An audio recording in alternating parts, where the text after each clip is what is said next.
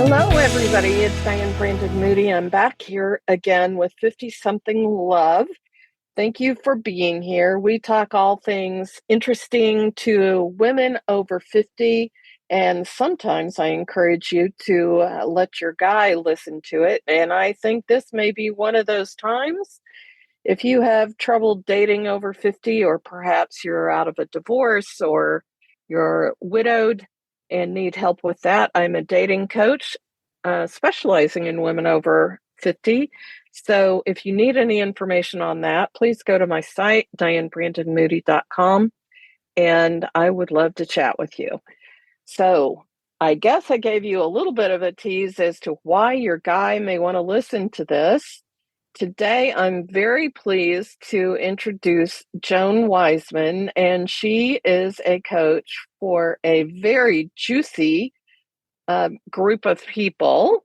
We're going to be talking, she coaches women who have been dating married men.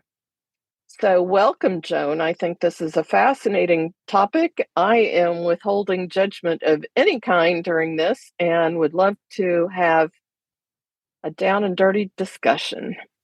Oh, well, thanks, Diane. I'm glad to be here. I'm so happy you're here. This is great. So tell me, how did you get into this kind of business? Okay, so I'm also a 50-something single woman, never been married, and I've had a pretty successful life, what I think, career-wise, family, friendships, financials, all okay, except for one area of my life, and that's my love life. And up until the last 7 years, I've had a terrible track record in finding my life partner. And it wasn't until the last painful breakup that I decided to seek help from a life coach. Mm-hmm. And that changed everything for me. She helped me figure out, the beliefs about myself that were holding me back. And, once I got me fixed, I just had this desire to help other women in my position. So I got certified as a life coach. And then after certification, I was really thinking about who I wanted to help besides just women. Mm-hmm. And I went back to this very painful part of my own life when I was really at my worst. And it was when I Mm-hmm. had an affair with a married man. Mm. And I remember all of the ups and downs, the emotional roller coaster, the lying to my friends and family, and not to mention the hurt that I was causing his family. I didn't tell a soul. And when the affair ended, I had no support to help me move on in a healthy way. So Mm-hmm. remembering that painful part of my life, yeah, I thought, you know what? She's the one. She's the one I'm going to help because there's no one out there in this space that's helping the other woman find her way out of the darkness. That is a truly original niche, one of the most original niches I've heard. And, to talk about a topic like that with candor and compassion, I think is amazing.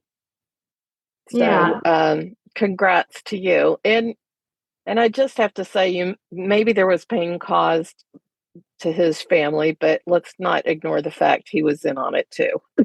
So, well, funny you should mention that because I've been doing a lot of research, and the other woman, always gets 100% of the blame, always. hmm yeah, And it's the man is like, oh well, boys will be boys, you know. yeah, yeah, Yeah.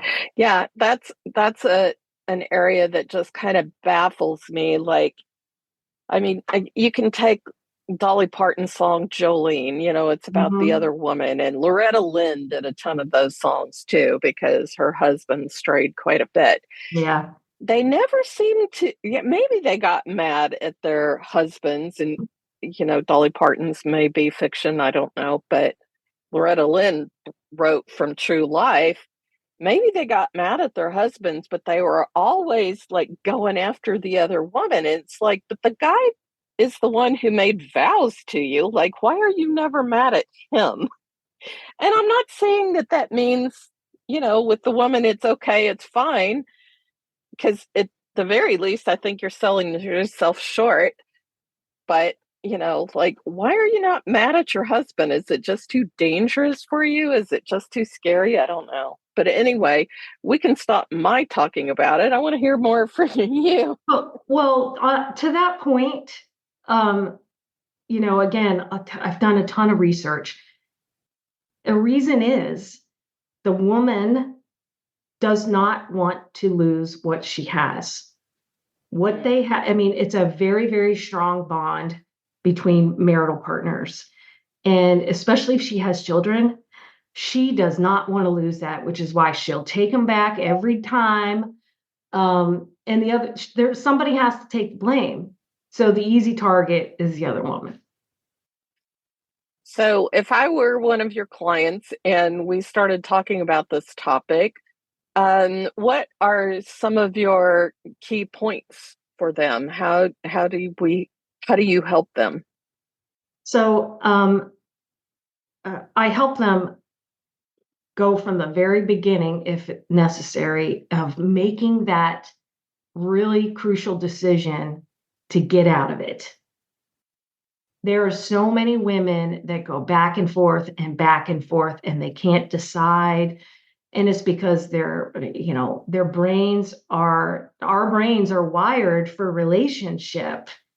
And when Hmm. the longer she's involved in this thing, I mean, I know women that have been 16, 17 years and they've tried to get out and they just keep going back and I can't help myself. But it's because her brain is already wired. The neurons are wired and fired together. And the brain is not going to let go of that thing very easily. And Yeah. so her prefrontal cortex knows that it's bad for her, it's destructive for her. Listen, she is not thinking about the wife and kids. Let's be honest. I'm like, oh, the other woman, she's so selfish. Yeah, we all have an ego, we all have needs. She's in it for her own needs. And when there's this wiring of the neural networks together with this relationship, it's just the same thing as if a marriage partner lost their spouse, either to death or divorce. They go through a chemical withdrawal. And so when the other woman is trying to break free from her married man, she's going through the same thing. So what I do is I help them understand the power of their decision, and I work with them and their brains. And Mm. and once somebody understands that's a natural function for their brain to go through these things, they stop. Really, the noise and the judgment in their heads just really quiets down. And we're like, together we can work with your brain. Every time it's trying to keep you safe, every time it's trying to look for a dopamine hit or Yeah. Yeah. endorphins, all of those things. And that's what I work with them to help them make a safe exit. That's wonderful. Um, so you've been doing this for how long again? I've been a life coach for 6 years, and I just recently decided to pivot and specifically help the other woman. And I Hmm. created my TikTok channel just for them. You know, it's crazy what people say on TikTok. Yeah, I'm on It's TikTok quite too. an eye opener. What's your handle on TikTok in case somebody wants to look you up? So my handle, it's at the Joan Wiseman or the Wise Coach. It's kind of a play Ah, on the name. yeah, yeah, that's awesome.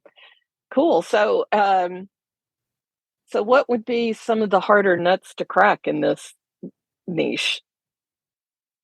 Um, uh, Women who think they're powerless to get out of it. Oh my Mm, gosh. They're like, I can't, I'm so weak. He's my kryptonite. You hmm. know, that is really difficult to get through to them. And I've recently been using the analogy of being addicted to sugar Oh, because yeah. because a lot of people have a problem getting off of sugar. And what happens in the brain is the exact same thing. Your brain is the same, whether it's on sugar or whether it's on the married man, Uh, you know? yeah, I could see how that happens. I think somewhere in there is maybe a belief that this is the best I can do. Would you Yes, agree with that? 100%. You know, it, somebody made a comment on TikTok. Why are you talking about this? She's just a selfish whore, And I'm like, because she already believes the lowest things about herself. This is why she's involved. She doesn't believe that she can get anything better. She's had a track record, like myself, of failed relationship after relationship, trying to go the straight and narrow. It never worked out. And over time, these experiences and these unconscious beliefs about herself have created this perfect storm. And yeah, so you're right. She already has a very low opinion of herself, which is why, and she doesn't want to be lonely. She wants to be loved. So she's just going to settle for the crumbs. Something's better than nothing. Yeah. Yeah. Wow. That's an amazing niche. I'm still just completely fascinated by it, and well done that you are taking that on. That's just an amazing place to be, I think. So, where do people find you So right now they aside can, from TikTok? yeah, they can find me on TikTok. I'm also on Instagram under Joan Wiseman Coaching, or you can just look up Joan Wiseman. I actually think I might have two Instagrams, but it's fine because I can get messages from both. My name, Joan Wiseman. That's actually the best place. It's where I hang out all the time is on Instagram and on TikTok. Wonderful. So, if you ran into a woman who's thinking about this, if you catch her before it happens, what's your best advice? Know the consequences of dating a married man. I'll tell her go watch 10 episodes of Dateline because you'll see that 8 out of 10 murders, because Dateline's the murder show, 8 out of those 10 episodes, murders happen because of infidelity and cheating. People, especially in today's environment, are crazier than ever. And maybe it won't go as far as violence, but if his wife finds out, she's going to do everything she can to protect what belongs to her. And you don't know what she's going to do. You're playing Russian roulette. It could be online bullying, it could be stalking. She might try to go to your job and get you fired, or worse, it could lead to some kind of violence. And most people that engage in affairs, whether you're married or you're the other woman, they override that protection mechanism in their brain because of the Mm, adrenaline that comes. And so my best advice is know the consequences, know that your brain is going to want to do this, and then tell someone. Because the more people you tell, the greater chance that you're not going to do it. Or if you're currently involved with a married man, the more people you tell, the greater the support system you will have to get out safely. that's wonderful advice. I hadn't thought of 8 out of 10 ending in murder, but I know I was watching some news show at some point, and you know, the woman was missing, and my husband said, "Why do they always assume it's the husband?" And I said, "Because it usually is." I mean, this is a very easy answer. It is a statistic, unfortunately. It Yeah. usually is. So sorry, but that's the way it is. Well, awesome. I have some quick fire questions just to get to know you better. You okay with that? Yeah, absolutely. Awesome. So, um, where is your favorite place to travel? Hawaii. Ooh, I've that's been there juicy. I love that. twice. I've been there twice. I would go back in a heartbeat if it wasn't such a long plane ride. It is a while. I have a good friend who lives on the Big Island right by the Volcano National Park, and we Yeah. have a standing invitation anytime. So believe me, we're trying to make plans for that now. So, what keeps you up at night?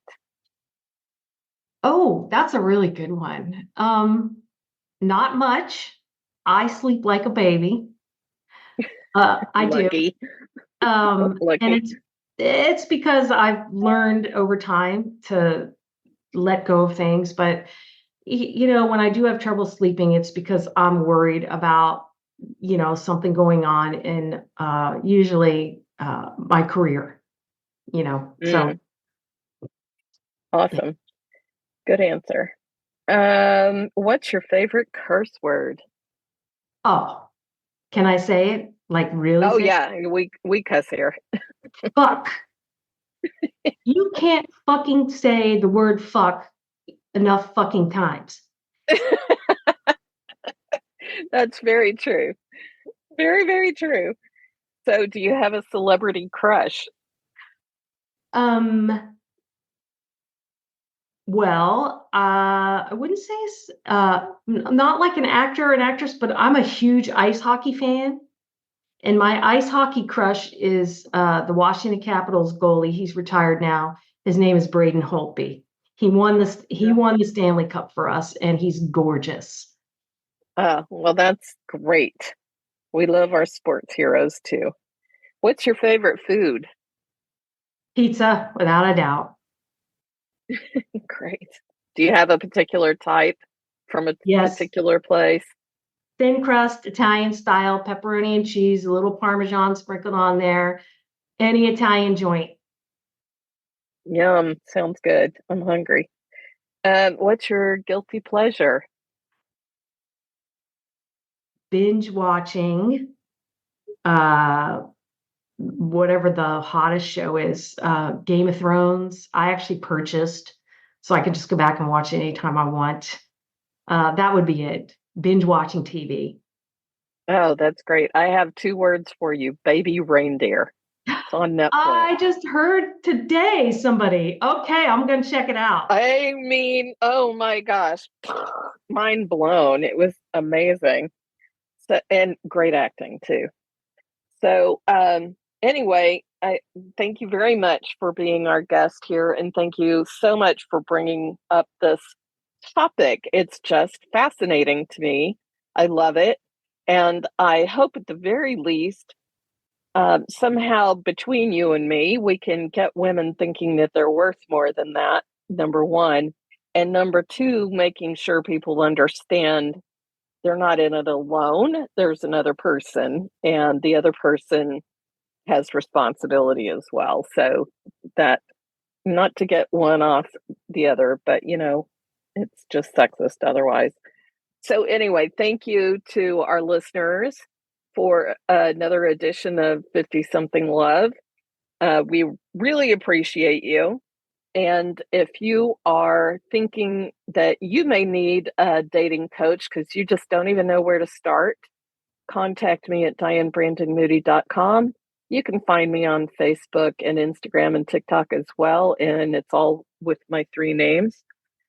And remember that I have the 50 places to meet single people over 50 available for free on my website anytime you want it. It's a great little document to help you think in terms of getting off those dating apps. Anyway, thank you again for being here. We look forward to seeing you next Wednesday. And as I always say, go have some champagne for no reason at all. Thank you so much. Bye bye.